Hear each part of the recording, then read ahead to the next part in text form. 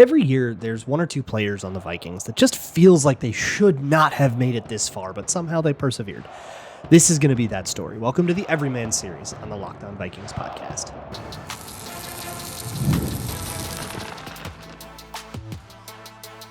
You are Locked On Vikings, your daily Minnesota Vikings podcast, part of the Locked On Podcast Network, your team every day.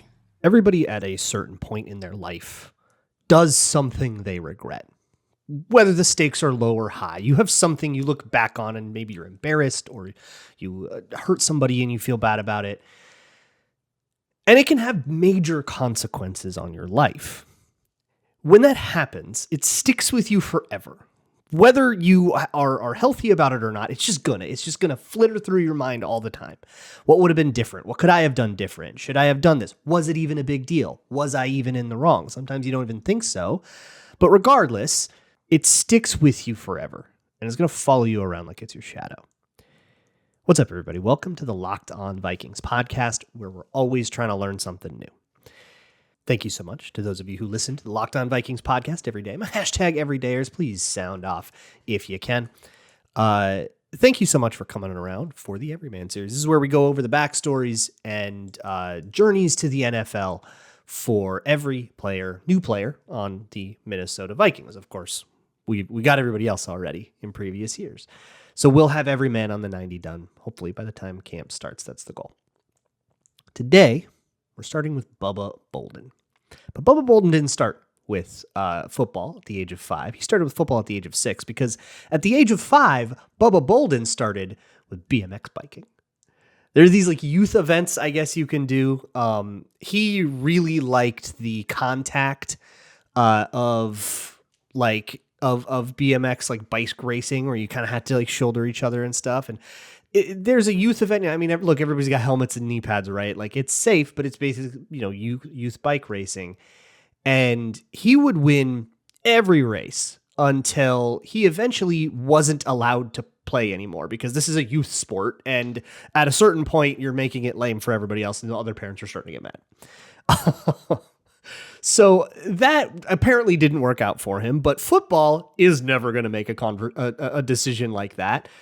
And hey, the kid loves contact, so football it is. So he was in football from a very, very young age, and it kind of had to be football. There are these stories we go over sometimes on these where, they could have been a basketball player or something, but if they grew a little taller, or J.J. McCarthy, who was probably careening toward hockey until about his sophomore year of high school.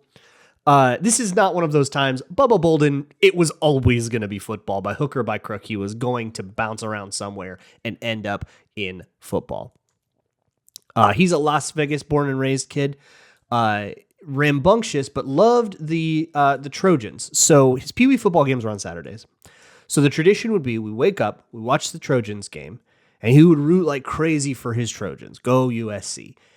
And then he would pretend he was in the game. He would watch those players and he would think about what they do. And then he would go to his own Pee Wee game and be like, I'm going to play like the Trojans.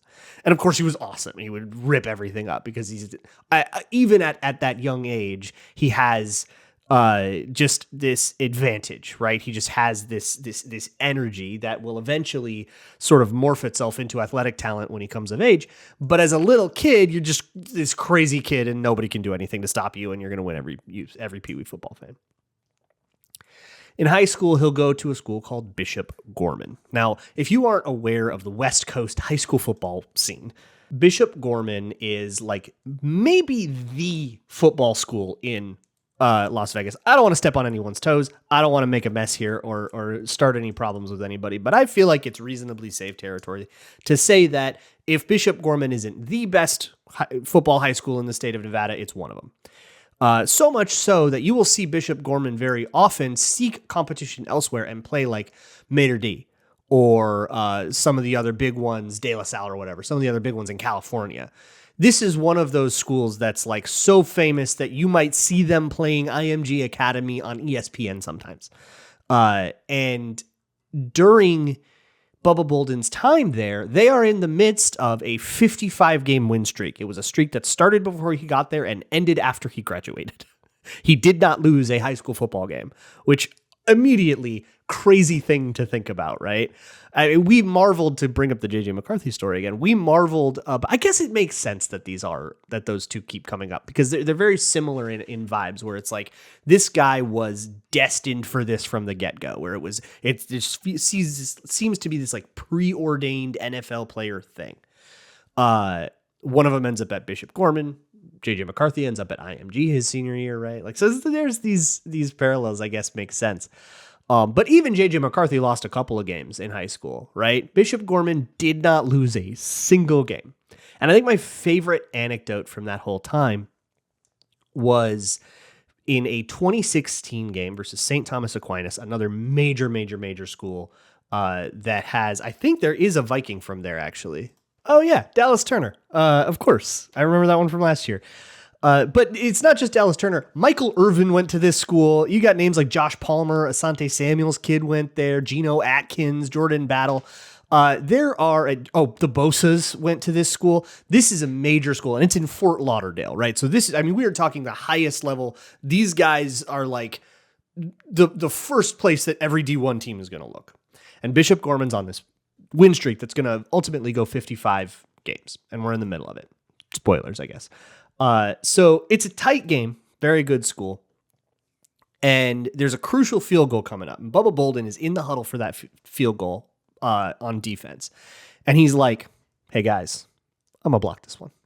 He just calls his shot, which is as a field goal block. It's a crazy shot. Goes right up the middle. Cam Chancellor's that thing up and over, blocks it, gets a hand on it, and just enough to knock it off course, right? And they miss. Bishop Gorman will go on to win this game, and it's this huge thing. There's this insane confidence to Bubba Bolden that will come up in a lot of these, but I think that's the anecdote that it describes it the best. He's going to call his shot, and he's going to do it. This is a blue blood, like high athlete, superstar of superstars at the school of schools. Like, this is as blue as blood gets. And now, by his junior year, obviously he wants to go to USC. Big Trojans guy, right? And USC is interested in him. He's a Bishop Gorman kid. Of course, we're going to go after that. So during one of the games, I believe the same season, or it might be the next one, and Keith Hayward, who was a USC assistant at the time, he's been kind of all over other colleges and the SEC and stuff, and he calls mom on a Friday evening in the fall. This is going to time out perfectly to be like right after they finish one of their games. So Bubba Bolden's like tired on the field, shaking hands, talking to people after the game. And mom comes screaming out onto the field, phone in hand, "Baby, you got a call." And it's Keith Hayward. "We're going to USC. But never meet your heroes." I guess it's going to be the lesson here, because things are going to look okay and then go south really fast. That's going to be next on Locked On Vikings. Today's episode of Locked On Vikings is brought to you by FanDuel. The NBA Finals are almost set. The Knicks are hanging on. Hey, if you think they're gonna make a comeback, you want to bet on Karl Anthony Towns to do some stuff, go ahead and find it at FanDuel. Makes it super easy to stay in the game, even when you're sad about your favorite basketball team getting eliminated. You can put $5 down on anything. Spreads, over-unders, 3-point props, crazy same-game parlays, whatever it is. But if your first $5 bet hits, you could get $200 in bonus bets just for placing that first $5 bet. Just go to FanDuel.com and sign up. Put your first $5 bet on whenever you get $200 in bonus bets that you can then turn around and gamble on whatever you want. Make every moment more with FanDuel, official sports betting partner of the NBA. There is a recurring theme in all of these Everyman series episodes about the sort of humbling of the next level. Everybody who plays in the NFL was a superstar in high school. It's just how it is. Sometimes there are guys like Travis Bell, who we talked about a couple weeks ago, or was it just 1 week ago, where he's the superstar, but maybe he's overlooked for a reason by recruiters, but like his high school knows that dude can ball. You don't get to this level if you can't ball enough to beat up on high school kids, right? So there is this sort of common thread for everybody. They were really good in high school, and then they get to college, and everyone's a bunch older than them because they're 18 and you're up against a bunch of 22-year-olds and you don't get a job because there's a senior that has that job and you're a redshirt freshman and you're suddenly have to deal with that like humbling. Bubba Bolden doesn't do too bad a job with this, right? I mean, you got to play your special teams. You have to kind of pay your dues. He's learning. It's a fire hose. It's a brand new world. It's a much faster game. And his first year, it's pretty quiet. The idea is that you go through your first year and you pay your dues like that and you do your special teams and then maybe you get into the rotation a little bit or you're competing for a job year 2 and by year 3, year 4 you're playing, you're starting to become a more important part of the team, and before you know it you're the redshirt senior that's the core of the team, and then there's some young freshman looking to take your job, right? And at some point in that, depending on how things go, you decide to declare for the draft.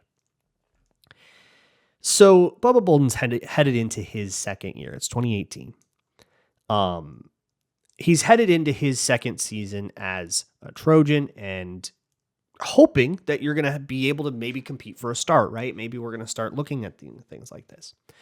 But then there's that night where everything goes wrong. And it doesn't sound like he thinks it's too big of a deal. And it's hard to tell if he's right about that or not. But it becomes a big deal. As it goes, details are scant, as they are kind of always going to be, especially with a college program where they can kind of bury whatever details they want. Most of this is going to be internal investigation. But here's what happens. They all go out to a party. He's jawing with someone, trash talk as he discusses it. I don't know what was said. I don't know the severity of what was said, but the host of that party starts to feel a little bit uncomfy. The vibes are turning. Bubba Bolden says, "I'm not feeling this," and leaves. And as far as he understands, that's that. What a weird party. Met a guy I don't like very much, and that's going to be that. Some sort of altercation. Doesn't sound like it gets physical. No charges are pressed or anything like that. There's nothing. But an internal investigation is launched because the host of that party, who was very uncomfy, went to the school, and the school was decided that they were going to suspend Bubba Bolden from the football team indefinitely. You have to understand, I mean, this is growing up. I'm sure a lot of you grew up like Gophers fans, right? And maybe some of you grew up Gophers fans, went to the U of M. So you really understand where he's at, especially if you played sports at the U of M. But I'm sure there are some of you out there that kind of have had that idea, or who have a favorite college football or a favorite college that you know is your favorite one. You root for all their teams and you get to go there and you're really excited. And before you can really even get off the launch pad, suddenly, because of something that some dick said to you that you don't even know if they interpreted your words correctly, like they have a totally different idea of the situation than you do, and suddenly they've taken away your ability to play for your dream team. It's a betrayal. It's depression. It's devastating. He'll be out for 6 weeks, but his time with USC, his relationship to USC is never going to be the same. If you ask him about this now, he'll say, "No hard feelings. I still love USC. I'm still, dyed in the wool. Like, and I appreciate my time there." And he'll say all the right things. But you have to imagine that there's a different attitude toward USC than that 6-year-old kid that would get up every Saturday morning to watch the games and then go pretend he was a Trojan while he dunked on other Pee Wee kids. You got to think the emotion's a little different. He will transfer to the College of Southern Nevada. It's a little closer to home, probably important during a time like this, and finish out the year there. Meanwhile, Miami Hurricanes. This is now going into the 2019 season. There is a new head coach, and he's looking at figuring out his first recruiting class. There's a guy on the team who you might know, especially if you have a fantasy team that's pretty deep, Brevin Jordan. Or if you're a dynasty player, everybody's got Brevin Jordan. Someone's got Brevin Jordan in every league sitting on a bench. But Brevin Jordan, Miami legend, he's in his second year here and is starting to kind of he is having that sort of that emergence that you would hope for a player around that time in his college career. Brevin Jordan is a high school teammate of Bubba Bolden's and says to his head coach, "Hey, my buddy is going through this thing. He's a USC player. They've suspended him. He's not sure. He's already transferred out. Like he's doing College of Southern Nevada, like he's just getting credits. Hey, you should put on this tape. The head coach puts on his tape and is like, holy crap, yep, we should figure out if we can get this kid here. So Bolden is sold. He's got to get his grades up, so he enrolls quick in a community college nearby the USC campus. So he goes back to Los Angeles and spends some time there to kind of get the academics in line, and then he goes to the Miami Hurricanes for the 2019 season.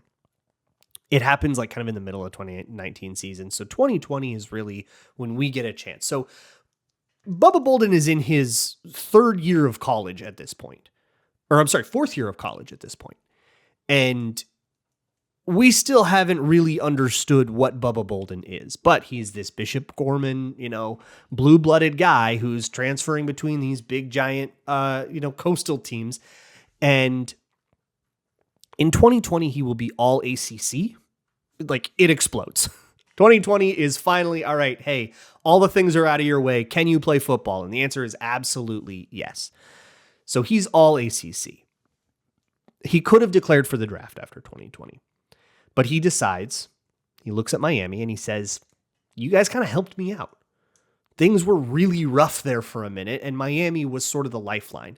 You gave me your time, your loyalty. He feels I'm going to give the loyalty back. So he goes back to school for one more year. He plays in 2021 for the Hurricanes again. That year doesn't go quite as well. He's got a labrum thing that's nagging at him all year. He suffers it in the first week and he plays for like 7 more weeks. But when November rolls around, he's basically thinks the draft is coming, right? I have to start doing my training for combine stuff. It's not going to be enough to just be healthy by March. I have to train for this stuff. I have to learn, how to get out of sprinters blocks for the 40. There's training you have to do for that whole pre-draft process. So he wanted to be healthy for that. And, I'm doing my best to gut out this labrum thing. I'm not putting the best tape out there. They cut the engines. He gets surgery in November of that year, and he gets ready for the pre-draft process. College was pretty tough on Bubba Bolden's career. It's one of those things that really tests your resilience, and Bubba Bolden is very much past that test. But it's going to leave you with scars. It's going to leave, emotionally at the very least, but yeah, also physically, he had shoulder surgery. And the pros are not going to get any easier for him. That'll be next on Locked On Vikings.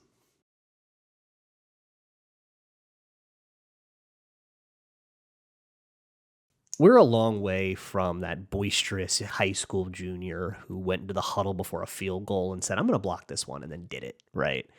We've experienced some setbacks from that guy, but don't get it twisted. That confidence is still there. Around the kind of pre-draft rookie time, a new goal is established. Bubba Bolden starts talking about, you're going to get to know all pro Bubba.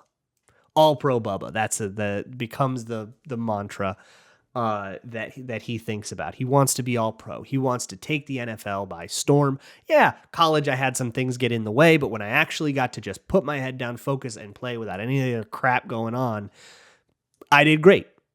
As long as I was healthy and I didn't have any other stupid stuff going on. Okay. So it's time for the NFL draft. And this is maybe the first kick in the teeth to this attitude that is pretty difficult to deny because Bubba Bolden will go undrafted. Maybe teams were worried about the injury. Maybe his tape wasn't as good as he thought. Maybe he was, playing hurt for his whole senior year and that put out a bunch of tape that teams didn't like, but for whatever reason, undrafted. He will get the call. Usually it happens somewhere around round 6 or 7 from the agent that says, here's your teams, here's who wants you. He got significant NFL interest from a lot of teams, Minnesota included. So a lot of teams were interested. He'll end up going to Seattle and trying to make their team. But that's a crowded safety room that year in 2022 Seahawks. Very crowded safety room. And that's still back when cuts were in waves where you would cut 5 or 10 player, cut 5, then cut the next time, or then cut the next 5. And he'll be in one of the preliminary cuts, which means he did not make the top 80 players on the Seahawks. That's over. And he won't get brought back on the practice squad either. This should be a death knell to an NFL career. It's just how it goes. And it's not the first one, right? I mean, if you like disgracefully transfer away because of an off-field issue from USC, it's really hard to get another D1 school to look at you unless you go prove yourself in JUCO, or you got to take your 2 years and let the radioactivity settle down. But no, it's that same season Manny Diaz is throwing on his tape going like, I don't care, bring this kid in. This dude has 9 lives, and we're not done by a long shot with the things that should absolutely end a career. But when you get cut that early, you don't get brought back on the practice squad, and there's no injury or anything like that. You're just that low on the depth chart. That is a like total death bell. But later that season, Cleveland will give him one of these like back half practice squad things, probably based on draft evaluation, saying, hey, we did have a scout or two that liked this guy. Let's bring him in, stash him on the practice squad and for the end of the year and sign him to a futures deal. But he won't make the Browns either. So now you've been cut by 2 teams, and you haven't even been so much on on so much as a 53-man roster. But there's something I didn't tell you about his pre-draft process. Bubba Bolden did get drafted, just not in the NFL. The XFL was calling too. And in 2022, he was drafted by the San Antonio Brahmas. But of course, with NFL teams showing interest, he did not take that. He wanted to try to, make his way in the big leagues. But now we're looking a little dire. We're starting to update our LinkedIn, and maybe if there's any pro football to be had, well, that's what the XFL is for. To say, I haven't gotten a real opportunity with the Seahawks or the Browns, but I can play, put me on a field, let me show you. So let's get to the XFL. So he'll be out of football for all of the 2023 season. He'll join the Brahmas in like December of that year. And that is sort of another like deadbolt on things where it's just we are severely changing the outlook, the goal on what a season, what a career is going to look like here. We're happy if we're on a team. All pro Bubba is a distant memory, and we're maybe 18 months away from that being like the vibe. This is also the season where the XFL and USFL merge into what the UFL we have today. And during all that, with whatever roster stuff is happening too, because a lot of teams will, like the Seattle Sea Dragons or whatever, that disband, and then suddenly their talent goes. So there's a lot of roster shuffling going around in these spring leagues during that offseason. And the Brahmas make a trade of Bubba Bolden to the Birmingham Stallions. So even though he got drafted, the Brahmas are like, get out of here, and we're going to do something. We're going to try to do something else. And the Birmingham Stallions, if you're going to be on a spring league team, the Birmingham Stallions are the team. They were the sort of blue bloods of the USFL, and they would end up winning the championship anyways. But he won't make the team again. Camp cut down. Eve of the roster. Didn't like March for the UFL. So he's been cut 3 times, and one of them was by a spring league team. And you could also kind of count that the Brahmas traded him away. This is what I mean when I open the show with, there is no reason that this guy should still be on an NFL practice field. But this dude is a cockroach. And I mean that in the most complimentary sense. If anybody close to Bubba Bolden is listening to this show, I mean that as a compliment. There is a perseverance that it's astounding. I mean, you got to just call a spade here. It's lucky as heck that Bubba Bolden has any opportunities left in the tank at all. He's had tons of opportunities. He's been cut by all of them. Nobody gets the call the 4th time. But Bubba Bolden did. But here's the thing about it, is very few people are still trying to get the call the 4th time. He never gave up. And if there is a lesson to any of this, whether Bubba Bolden makes the team or not this year, the lesson to be learned in this is never say die. Let it all truly play out, because you just never know. I think back to the 2022 draft process. Totally different group of scouts than there are right now. The Vikings reached out to Bubba Bolden during that. They spent a little bit of time with him. They tried to understand him. And ultimately, he ends up going to the Seahawks as an undrafted free agent. The Vikings went elsewhere at safety that year. But so not feeling great about that decision anyways, right? But someone in that building still liked him. Maybe it's Kwesi himself. Maybe Kwesi has like, this is my depth, my deep roster undrafted guy, right? But it's now been 3 years of football, and Bubba Bolden has not taken a snap in an NFL or UFL regular season game. He has been practice squad, camp body only, and he's going into his 4th season. There is something so unique about that you kind of just have to marvel at on its own. This is where the combination of the I'm going to block the kick kid mixes with the I'm never going to give up on football kid, where there is a beautiful delusion to this, where I bet if you ask, all pro Bubba is not a dead dream. That is so beautiful. I want to be absolutely clear that I'm not disparaging him at all over this, that I am being 1,100% sincere when I say that is awesome. To be that kicked, spit on, thrown around, traded, cut, and to still show right up to the Minnesota Vikings training camp in the year of our Lord 2025 and say, yeah, I'm going to make this team. Let's do this. Yeah, coach, I'll come in for camp again. I'll give it another shot. I think you guys are going to like me. It's beautiful. It's inspiring in so many ways. It's awesome. It hasn't worked out the way he wanted it to, but maybe he just needs the right kind of opportunity. I don't know how those camps went in Seattle or Cleveland, or, who knows what's going on in a UFL camp, right? Maybe he just needs to have the right opportunity to shine. Or maybe he's just not that good and he's going to get cut unceremoniously again and flitter off into the distance. And in, 10 years, he's going to be a sales associate. Like, who knows? But that's what camp is for. It's for those guys with a chip and a chair and a dream. It's like exactly who camp is for. So every year there's this guy, this 9 lives, this how in God's name did you make it to this NFL field?